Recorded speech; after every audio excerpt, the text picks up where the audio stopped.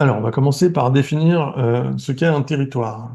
Dans ce MOOC, en gros, le terme territoire, ça désigne une zone géographique délimitée, que ce soit un quartier, une ville, un village, une forêt, une vallée ou même une biorégion.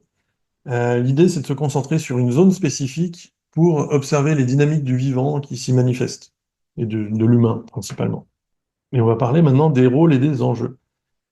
Donc, dans ce contexte-là, donc le territoire, c'est comme un système où chaque individu, chaque structure, chaque organisation va jouer un rôle spécifique. Et c'est essentiel de comprendre ces rôles parce que chaque rôle, il va avoir des enjeux propres.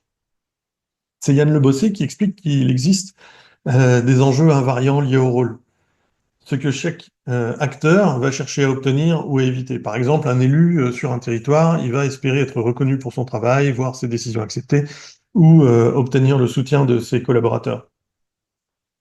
Et lorsqu'une personne joue un rôle, elle active des moteurs et des freins qui vont orienter ses actions et ses comportements pour atteindre ses objectifs.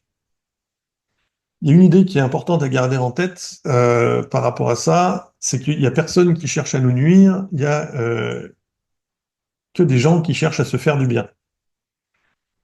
Donc en fait, on peut retirer l'aspect personnel des interactions. L'individu en face, il agit toujours selon ses objectifs et il agirait de la même manière qu'on soit là ou pas, en suivant les enjeux qui lui tiennent à cœur.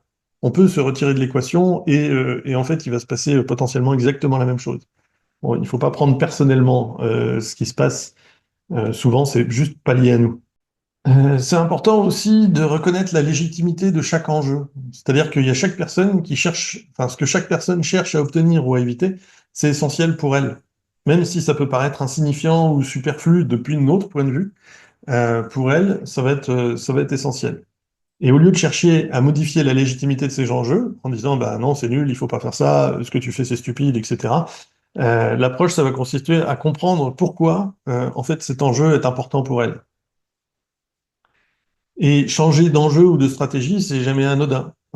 Ça impose aussi un coût cognitif, c'est-à-dire qu'on va passer voilà, de l'énergie mentale. Les individus, ils établissent des stratégies pour atteindre leurs objectifs et éviter leurs craintes.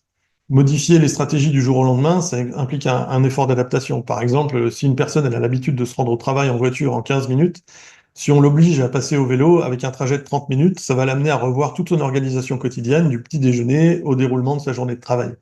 Cette adaptation, elle demande temps et énergie, et ça souligne le coût du changement dans le fonctionnement habituel. C'est important de dissocier aussi le rôle de la personne qui l'endosse. Le rôle, il ne doit pas être confondu avec l'identité de l'individu. Il doit être perçu comme lié à la situation, vraiment. Par exemple, une personne qui travaille en support client dans une entreprise, elle adaptera un comportement différent de celui qu'elle aurait dans son contexte familial quand elle interagit avec ses enfants. Et c'est le rôle qui va déterminer l'attitude et les actions. C'est important de comprendre que si une personne, elle agit d'une certaine manière, c'est en raison du rôle qu'elle occupe et des enjeux qui sont propres à cet instant. Ça permet aussi de... C'est une autre raison de ne pas prendre ses actions de manière personnelle en dissociant son comportement de son identité. Et lorsqu'un rôle est assigné, il y a également des responsabilités, des attentes précises qui vont l'accompagner. Par exemple, si une personne est élue au sein d'une collectivité, on va attendre d'elle qu'elle contribue à la gestion de la collectivité. Si ses attentes et responsabilités sont floues, il y a des malentendus et des conflits qui risquent d'émerger. Si on prend un exemple assez simple, où on espère un soutien d'une personne dans un moment difficile, si cette attente elle n'a pas été exprimée clairement, il y a une déception qui peut naître. Je m'attendais à ce que tu fasses ça, tu l'as pas fait. Et il est essentiel que les attentes vis-à-vis de chaque rôle soient claires pour éviter les projections et les incompréhensions, d'autant plus que les attentes diffèrent en fonction des contextes culturels. Un autre point fondamental, c'est la relation entre pouvoir et responsabilité. Selon la place qu'une personne va occuper dans le système, elle va accepter certaines responsabilités, elle va en refuser d'autres. Et souvent, c'est en fonction de ses ressources personnelles. Par exemple, un parent salarié avec plein d'engagement, il ne peut pas avoir la capacité d'assumer des responsabilités au sein de la gestion collective. Le fait qu'une autre personne accepte ses responsabilités, comme gérer la ville ou les infrastructures, bah, c'est souvent perçu comme un confort et ça permet aux individus de se concentrer sur leurs propres priorités. Et en prenant des responsabilités, ces gens reçoivent également du pouvoir décisionnel qui est délégué par le collectif. Par contre, ce pouvoir, il pourrait être rétracté si chacun décidait de reprendre les responsabilités qui correspondent. La question, c'est de savoir si les individus ont réellement la capacité, les ressources et l'envie d'assumer ces responsabilités supplémentaires. Est-ce que demain, vous seriez prêt en fait à reprendre le petit bout de responsabilité qui est associé au pouvoir que vous avez donné aux élus de votre collectivité, de tous les niveaux de collectivité, le petit bout de pouvoir que vous donnez à la personne qui fait pousser votre nourriture et les responsabilités associées, etc.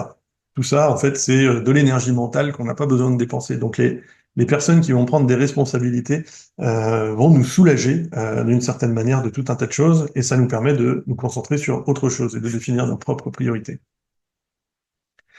Et donc comprendre que chacun endosse des rôles différents qui vont souvent être là pour alléger la charge du collectif, ça permet aussi d'éviter les jugements envers ceux qui détiennent une forme de pouvoir, en rappelant que c'est toujours lié aux responsabilités qui sont acceptées. Donc il faut regarder derrière chaque pouvoir, quelles responsabilités ces personnes ont prises. Et est-ce que c'est pas un peu injuste de leur en vouloir si ils font pas les choses correctement?